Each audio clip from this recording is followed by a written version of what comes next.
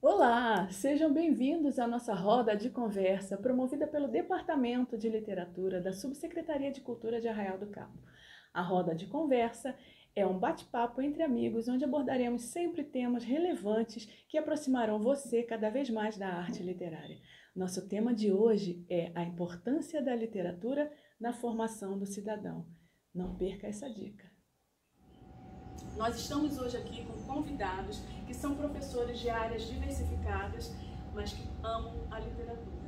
Vou apresentar aqui para vocês, começando pela nossa querida Natália Rocha Casimiro, que é pedagoga. Seja bem-vinda, Natália. Obrigada.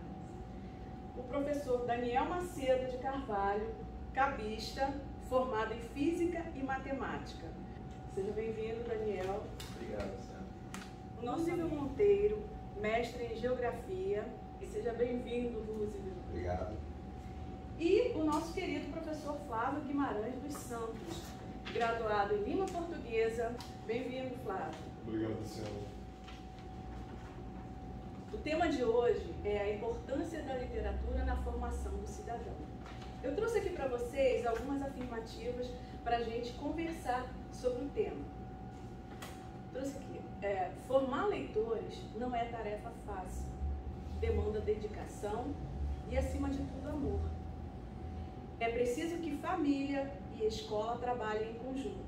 O interesse pela leitura deve ser estimulado desde a infância, na família, que é a primeira instituição, e depois na escola.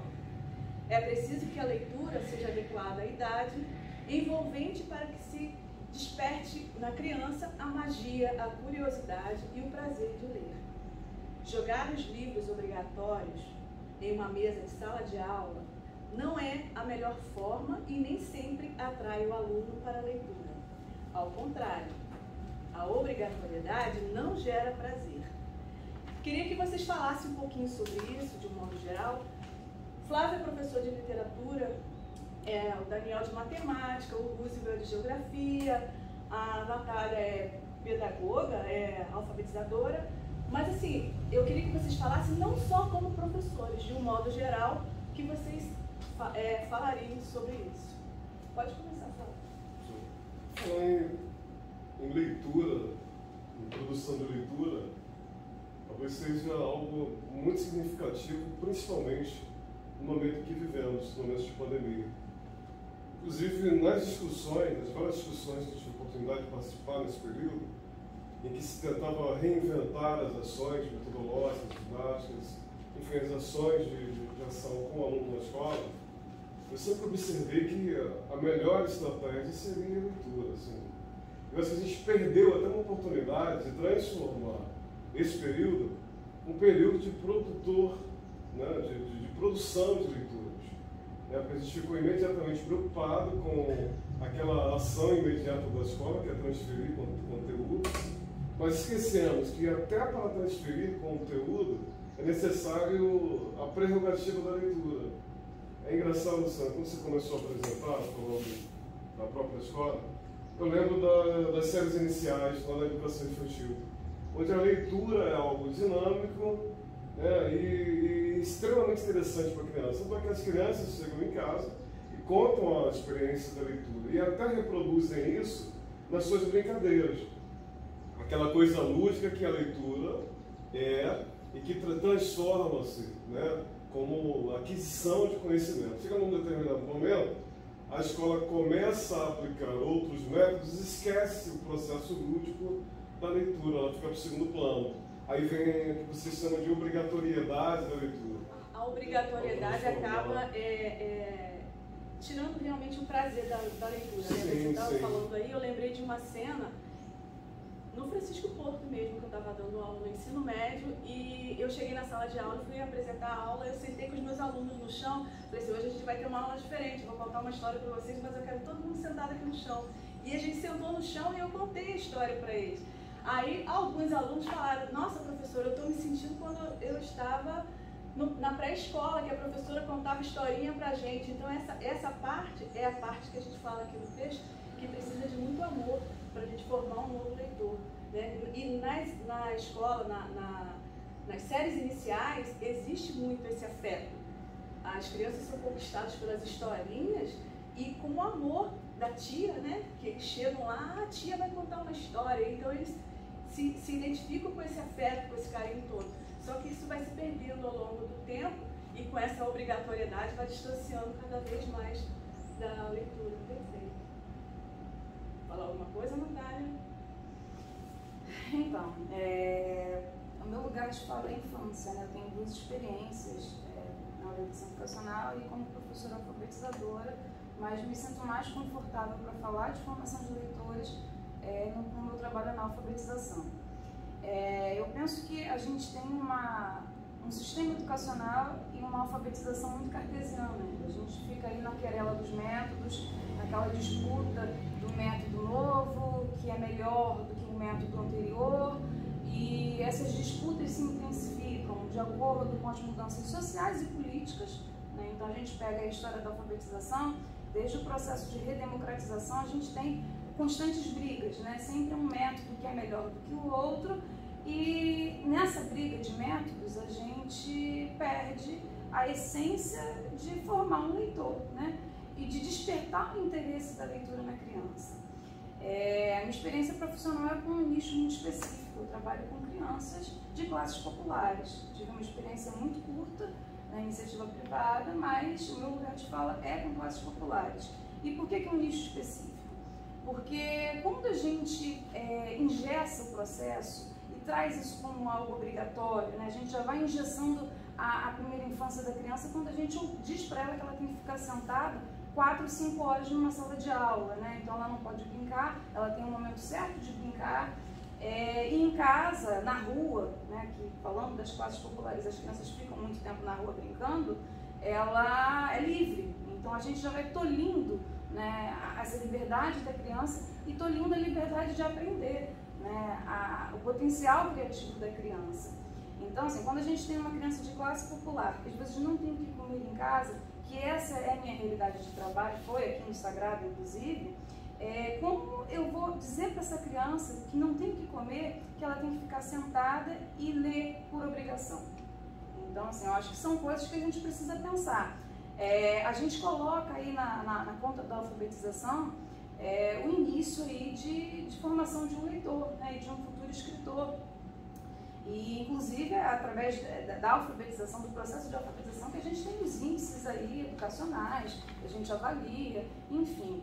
E a gente vai formando esse leitor ao longo da vida, né? Então, assim, aqui no Francisco Porto, por exemplo, que a gente trabalha com o 6º ano, a gente tem alunos que são alfabetizados, mas que não são leitores, que não entenderam a maravilha que é ler, o encantamento com o mundo da leitura, né? Hoje, inclusive, a gente tem aí algumas situações que chegam a ser desleais, né? Na minha época era a televisão, que era a babá eletrônica, hoje é o celular. Então é muito mais atrativo para o aluno que, mesmo de classe popular, tem acesso a um celular, né? É muito mais interessante para ele nesse momento assistir um vídeo em determinado canal, né? Ou ter acesso a uma rede social, do que pegar um livro e ler. Então, assim, o trabalho, eu acho que começa na infância. E eu acho que o importante mesmo, né, quando me vem à cabeça, né, formação de leitor, primeiro a gente pensar que é um direito, né, a formação de um leitor é um direito social e a gente precisa se atentar a isso e não perder isso de vista. O segundo momento é despertar esse prazer mesmo na criança, né, na criança e no adolescente, porque ler é fundamental. Isso vai acompanhar a gente por uma vida inteira, né? Não pode estar atrelado a uma carga pesada de obrigatoriedade. Para isso nós estamos aqui, né? Discutindo a importância da literatura na formação do cidadão, porque realmente é fundamental e muita gente não dá importância a isso e acha assim, nossa, ainda existe livro? Já ouvi gente falar assim, ainda existe livro com a tecnologia que tem hoje? Sabe? Para mim, eu prefiro ler folheando. Quero sentir o cheiro do livro, não só pelo livro, mas pela essência toda que tem, né? Fala um pouquinho, Daniel, sobre isso, como então, você vê essa situação. A princípio, fala de uma questão pessoal. Eu tenho os livros que eu lia quando eu era criança, guardados na minha casa. Tenho um apelo muito grande por aqueles livros. Os livros que minha mãe lia para mim, os livros que ela comprava e falava para eu ler. E à medida que eu fui entrando para a escola, acontecia um fenômeno ali que era o seguinte, né? O professor falava, você tem que ler esse livro porque esse livro é importante para você. E eu lia porque ele falava que era importante, mas eu muitas vezes não conseguia identificar essa importância. Então a leitura, eu fui me afastando da leitura. E aí eu queria ler o quê? Eu queria ler um Harry Potter da vida. E aí lia esses livros que tinham 700 páginas, 500 páginas, mas às vezes eu ia ler um livro da literatura brasileira e eu não conseguia entender por que eu estava aquilo. Eu lia porque tinha uma prova para ser feita, a questão do modelo educacional, né? Então, quando eu saí do ensino médio, eu me encarei num momento importante da minha vida e por acaso estava passando por um sebo. E aí, vi alguns livros ali, adquiri alguns livros e voltei a ler. E a partir daí, eu redescobri a paixão de criança da leitura. E hoje eu sou uma pessoa que eu não posso passar muito perto de uma livraria porque eu quero adquirir livros. E a minha área, ela é tida como uma área onde o professor tem que ensinar só técnica, matemática e física. Fórmula, resolver exercício. Mas a verdade é que, para que eu pudesse entender o que eu tenho para ensinar, eu tive que ler livros que não falavam necessariamente de fórmulas, mas de por que os cientistas foram pensar aqueles conceitos, quais eram os problemas da época. E isso foi me fazendo entender melhor para que eu também pudesse preparar uma aula melhor para os meus alunos. Então, às vezes, os alunos mesmo comentam, professor, de onde você sabe essa informação? Ah, porque eu li um livro de história da física, um livro de história da matemática. Inclusive, só trazendo uma curiosidade, hoje a gente tem o desafio do TikTok, né? Então, os alunos eles querem fazer a dancinha da semana. Há muitos anos atrás, os desafios da sociedade eram probleminhas de matemática, que hoje os alunos odeiam. Então eu conto isso para eles. Antigamente a pessoa resolvia aquele problema e desafiava a comunidade a resolver o próximo, mas não como uma coisa formal. Era um desafio interessante, como hoje é o desafio do TikTok, que eles não conseguem conceber. Como que eu descobri isso? Não foi alguém que me falou, isso está escrito em livros. Então quando você vai estudar a história da matemática, você descobre isso. Isso só é possível através da leitura. Muito legal, isso me fez lembrar a fala de nós que somos professores temos muitas histórias, né? Me fez lembrar a fala de um aluno meu que um dia chegou para mim assim maravilhado, como se ele tivesse descoberto um tesouro, e realmente descobriu, né? Ele falou, professor, eu descobri que agora tudo que eu preciso saber, todas as dúvidas, eu posso procurar algo que fale sobre aquilo e eu vou aprender. Eu falei, meu filho, você descobriu realmente um tesouro. E ele ficou encantado quando ele veio falar isso pra mim. Então, assim, isso que ele falou me fez lembrar disso. Fala, meu amigo. Quando você me convidou para essa roda de conversa, eu me perguntei, cara, como que eu comecei a me interessar pela leitura? E aí foi aquela viagem para o passado, né, como você fez agora, né? Eu, né, fui criado sou de uma época em que a internet ainda não era o que é hoje. A gente não tinha internet. A diversão em casa, como a Natália falou, era a televisão, né? Eu fui criado num subúrbio do Rio, a Penha, né, e eu tinha tudo para ser uma pessoa que não ia se interessar muito pela leitura. A única diversão era ir para a escola. A diversão era ir para a escola. Então, depois que eu fui alfabetizado, comecei a ler, né, escrever, tal, aconteceu um milagre, que hoje eu posso contar que seria um milagre na minha vida. Para minha irmã foi horrível, mas para mim foi um milagre. Foi o que me fez começar a ser um leitor. A televisão queimou. Esse foi o milagre. A televisão queimou, né? Estava eu e minha irmã assistindo desenho, né? Porque na época tinha aquela coisa de assistir desenho, né? As crianças hoje praticamente não assistem tanto desenho como, né? E a televisão queimou. E agora? O que vamos fazer? A televisão queimou. Posteriormente, né? Eu comecei a ler histórias em quadrinhos. Primeiro com a Turma da Mônica, tinha muitos quadrinhos na época do Walt Disney. E quando eu fui ficando adolescente, eu cheguei na Marvel. Na Marvel, na DC, eram as histórias de heróis. E das histórias de herói, o pulo para a literatura foi muito rápido.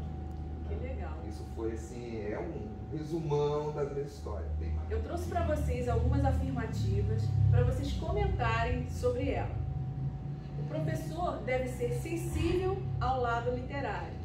Não que a correção gramatical não seja importante, mas é preciso valorizar para não deixar marcas profundas. Fala um pouquinho, Flávio, sobre isso. Luciana, se a gente entender que a literatura ela tem um papel social que independe da escola, quando a gente pega a orientação dos mitos, desde sempre vamos ter a necessidade de transmitir informação ou transmitir os próprios sentimentos. Então, eu costumo dizer que todo aluno, adolescente, ele é um pouco poeta. Começa primeiro com a catarse, com essa necessidade dele jogar para fora os sentimentos.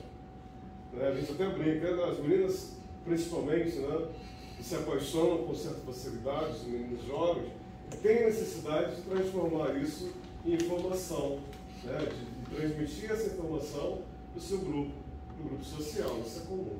Tá?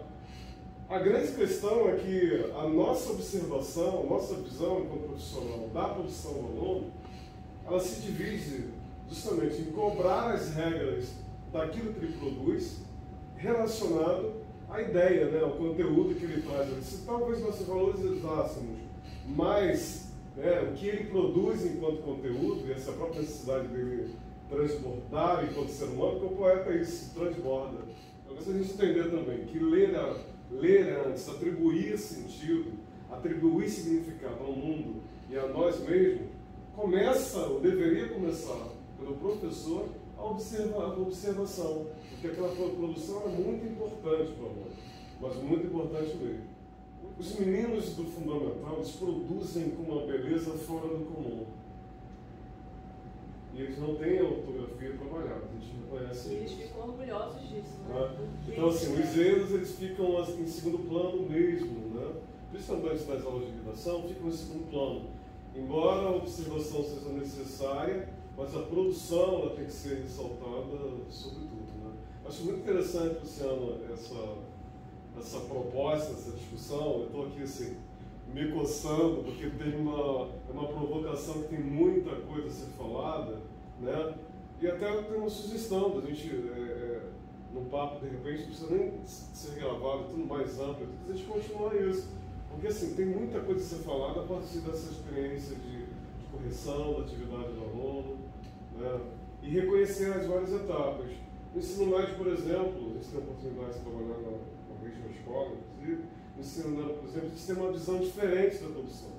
Porque a gente tem um outro gênero textual, onde a gente trabalha com o aluno na dimensão do texto, onde ele vai concorrer, ele precisa da precisão, precisa da ortografia muito bem trabalhada, e também uma outra dinâmica nessa produção. E mesmo ali a gente reconhece os poetas. E de vez em quando vem o professor, vem aqui, toma aqui, ó. Não mostra para ninguém não, né? E dá vontade, tem coisas tão bonitas que dá vontade de a gente pegar, não mostra para todo mundo, que isso é de uma beleza em comum, mas a gente fica lá recluso, né, quieto, dentro dele, e a gente respeita. Isso aí, por isso é importante esse olhar diferenciado, né?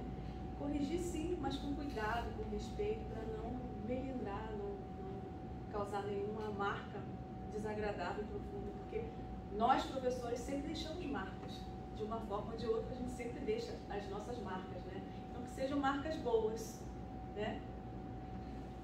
Segundo o escritor José Breves Filho, uma boa leitura restaura a dimensão humana e atua como organizador da mente, nutrindo o espírito e aguçando a sensibilidade.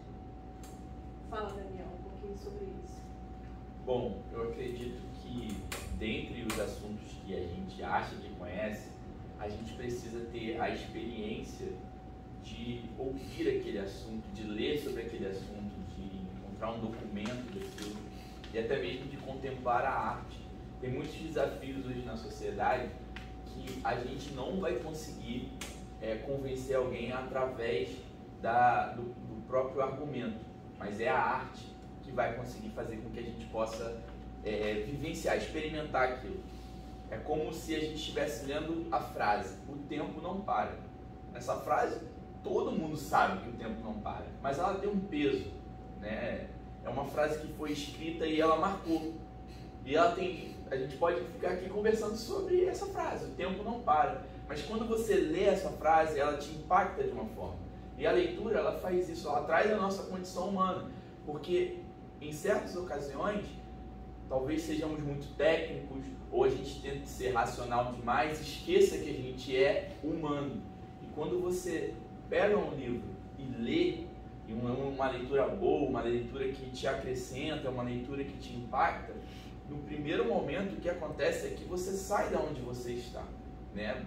Independente do assunto que seja, você sai, você esquece que você está na sua casa, ou que você está no ônibus, ou que você está no trabalho, e ali você mergulha naquela leitura e você começa a refletir, e a refletir até mesmo sobre si, não só sobre o que você está lendo, porque independente se é um livro sobre um conteúdo acadêmico, ou se é um livro sobre uma história, isso faz com que a gente reflita. E por quê? Que é o ponto legal. Nosso amigo comentou a questão da televisão queimar.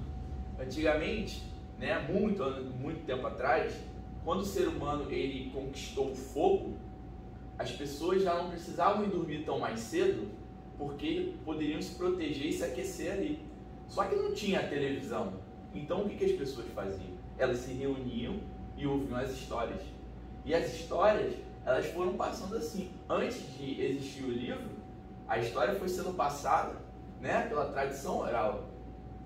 E hoje, falando um pouco, né, da minha área como educador financeiro, a melhor forma de você vender algo para alguém é através de um conceito chamado storytelling, né? Contar histórias. Então você conta uma história para alguém e você consegue atingir a atenção das pessoas, porque a gente é curioso pelas histórias. Então tem um livro que eu comprei no sebo, que eu falei, né? Jogando para Vencer, um técnico de basquete americano que ele ganhou por 8 vezes a Liga Nacional de Basquete Universitário, que é muito competitivo, é como se fosse um campeonato profissional. Ele ganhou por 8 vezes seguidas. E aí, qual era o lema dele? Sucesso é fazer o meu melhor todos os dias. Então ele falava que independente da vitória ou da derrota, sucesso é ele ter a consciência de que ele fez o melhor dele todos os dias. Essa frase me impactou. E essa frase fez com que eu refletisse e que eu pudesse enxergar a minha condição humana, que o sucesso não é necessariamente ter um resultado num fim ali, porque às vezes aquilo é uma sorte. O sucesso é a forma como eu enxergo as minhas atitudes. Eu realmente fiz o melhor? Porque às vezes eu perdi, mas eu fiz o meu melhor. Eu realmente entendi aqui qual era o meu propósito nessa determinada situação. E um ponto para completar é que a leitura ela é tão importante, e falando agora em questões financeiras, hoje os maiores influenciadores a nível de como você vende, como você investe o seu dinheiro, como você deve se portar financeiramente, essas pessoas elas leem muito. Atletas de alta performance eles estão sendo instruídos a ler. A gente tem grandes empresários, grandemente, eles têm leituras específicas a trazer. Então, a partir do momento que eu entendo como que para ser um ser humano que faz parte de uma sociedade, né, que está engajado ali, eu tenho que ler, o livro ele se torna não necessariamente uma obrigação, mas uma necessidade. Eu preciso daquilo ali para me tornar um ser humano melhor, para eu estar acompanhando o que está acontecendo ao meu redor e para que eu possa acompanhar o que as grandes mentes de cada área têm a me dizer. Porque eu não vou conseguir estudar tudo, eu não vou conseguir pesquisar tudo. Então é muito mais fácil quando eu posso ler aquela referência ali. E aí eu entendo que eu me torno um ser humano melhor e eu consigo dar um sentido melhor também para a minha vida. Essa é a forma como eu enxergo essa fala desse escritor. Natália, Piaget diz que é na adolescência que o ser humano tenta dominar os elementos que lhe faltam para a razão adulta. Eu, enquanto professora, defendo a leitura como um ponto de partida para uma vida adulta normal, prazerosa, na convivência com a sociedade. O que você me diz sobre isso? Então, assim, a primeira coisa que eu defendo é a leitura tem que ser vista como um direito social, primeiro ponto, né? A partir do momento que a gente tem uma legislação que atenta o direito à educação de qualidade, um ensino laico, né? E a gente pensa assim, aonde essa criança vai aprender a ler? Ela vai aprender aprender a ler na escola. Ainda que ela tenha ali no seio familiar contato com práticas de leitura, mas é na escola que ela vai passar por todo, vai iniciar o processo de escolarização formal. Então, assim, a leitura é um direito social. E quando você trabalha com classe popular, né, eu acho que isso tem que ficar muito claro, isso não pode ser negligenciado. Sabe isso? A segunda coisa que eu acho que é muito importante a gente não perder de vista também é a questão da infância, né? Eu costumo pensar muito nessa frase, pegar a semente da palavra, né? A gente esquece desse potencial criativo que a criança traz, né? Das perguntas que a criança faz. Uma outra coisa que acho que é importante, eu li um livro, meu primeiro livro foi A Curiosidade Premiada. Eu li esse livro várias vezes e li esse livro com os meus alunos. É uma garota que ela pergunta sobre tudo, né? E os pais ficam de saco cheio e levam ela numa curandeira. E a curandeira diz que o remédio para ela parar de perguntar é ela ter as respostas das perguntas. E em sala de aula a gente vive isso, trabalhando com criança, né? Então a faixa etária geralmente trabalha 5, 6, 7 anos, né? As crianças perguntam o tempo todo. As crianças, elas não querem ficar sentadas engessadas, elas querem produzir, elas querem ser crianças. E a gente acaba dissociando a leitura e a escrita disso, né? A gente tira a vida da leitura e da escrita. A gente coloca isso somente, como a gente já falou aqui, como algo obrigatório, e a criança cresce sem entender o prazer disso. E é importante, né, quando eu trabalho ali com os meus alunos, uma das coisas que eu trabalho muito com eles primeiro, a dimensão social da leitura. Eu acho que isso é muito importante, a criança desde pequena ela entender a importância daquilo ali para a vida dela. Então, a dimensão social acho que a gente não pode perder de vista, e a dimensão mesmo do prazer, né? De você se deleitar ali com a leitura, de você ter momentos de diversão, para além de uma rede social, para além de um vídeo, né? Eu fico pensando, às vezes eu me sinto um pouco improdutiva, né? Sou muito agitada, e gente, o que está acontecendo? E eu pego um livro e parece que aquilo vai renovando as minhas ideias, vai renovando as minhas energias, e eu sinto prazer em ler, né? Eu acho que é bom.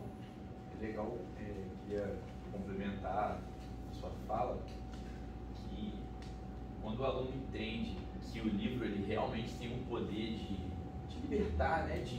de uma ascensão social, de poder ter uma vida melhor, é importante frisar para ele que hoje existem dentro da área, por exemplo, financeira, que é a área que eu tenho falado aqui, clubes de livro.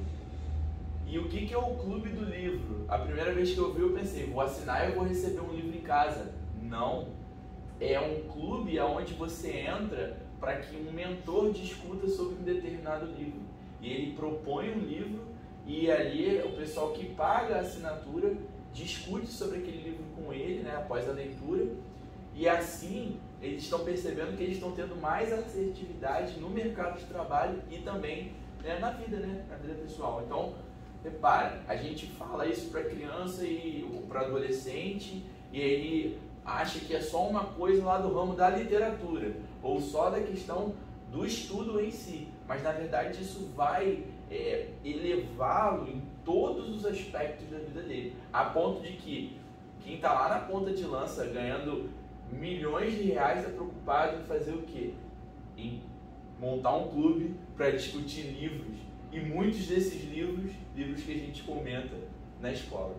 Muito legal isso que o Daniel está falando, porque exatamente foi essa a minha intenção, mostrar aqui não só o professor de literatura, eu sou professora de literatura, mas também professor de geografia, um professor de física, e a importância que a literatura tem realmente na formação do cidadão, que é o nosso tema de hoje.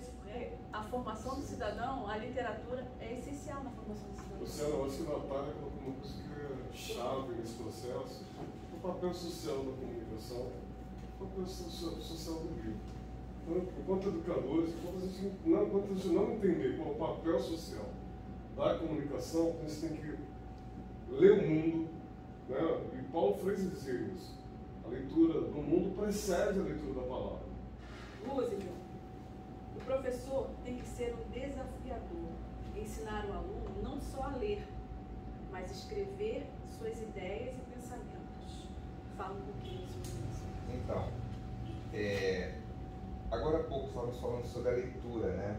E foi citado Paulo Freire, quando falou que tem que ler o mundo antes de chegar na palavra. Eu cheguei a morar um tempo no Nordeste, enquanto criança. E, assim, vi uma vida numa capital que estava passando por uma fase, era uma fase de transição, ainda entre o rural e o urbano. Então você tinha muitas áreas verdes, tinha brejo, você não encontrava muitos animais selvagens. E, assim, as minhas primeiras leituras, antes, não fui logo para a alfabetização, né, levei até um certo tempo, foi a leitura do mundo. Né? Aprender sobre as plantas, sobre as frutas, sobre os animais, sobre os perigos, sobre o rio, sabe? Sobre o brejo, sobre os pássaros. Então, essa leitura foi fundamental para depois, né, da alfabetização, eu já ir com uma certa bagagem e não ter tanta dificuldade ao me alfabetizar. Isso foi importante. Mas eu não seria, assim, não seria hoje um leitor se eu não vivesse também, não tivesse alguns desafios. Quando eu falei para você aqui no início que a televisão queimou, o desafio agora era viver sem televisão. Ninguém naquela época, década de 80, vivia sem televisão como hoje ninguém vive sem internet. Nós, professores, temos que trabalhar também com isso, com o desafio da leitura. Gente, eu quero agradecer a vocês pela participação, pela honra de poder ter vocês aqui comigo. Estou muito feliz e muito grata. E até o nosso próximo encontro, a nossa próxima roda de conversa. Igual a gente